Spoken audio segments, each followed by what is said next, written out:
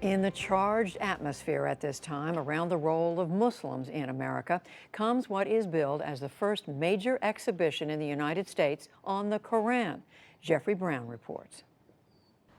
This is one of the great highlights of the exhibition. It's a Quran from the early 14th century, from about 1330, signed by a great master called... Signed. Yeah. A holy book as a work of art. The Quran, sacred to some 1.6 billion Muslims around the world. A new exhibition at the Smithsonian Institution's Sackler Gallery in Washington, D.C. presents 68 of the most important and exquisite Qurans ever produced. Dating from the late 7th to early 17th centuries, they come from many parts of the Islamic world and are part of the collection of the Museum of Turkish and Islamic Arts in Istanbul. That's where Sackler chief curator Masumeh Farhad first saw them.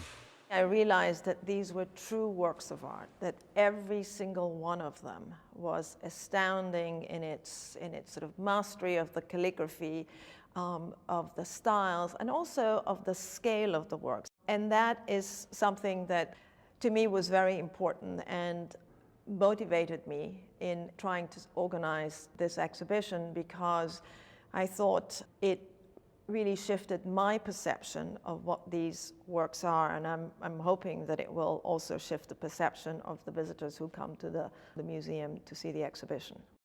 For Muslims, the Quran is a divine text, a series of revelations transmitted from the angel Gabriel to the prophet Muhammad between 610 and 632.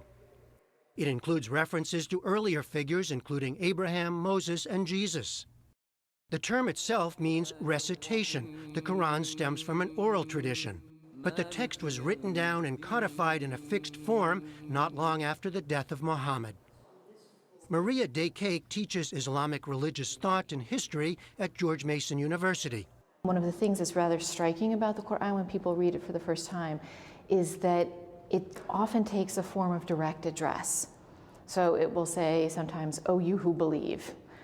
Sometimes it'll address all human beings, O humankind. It is a series of moral exhortations, exhortations to virtue. It includes many stories of prophets before the time of Muhammad. It's an attempt to grab the listener or grab the reader, to wake them up, to make them think about their life, about the world around them. It's a lot of passages with rhetorical sentences, right?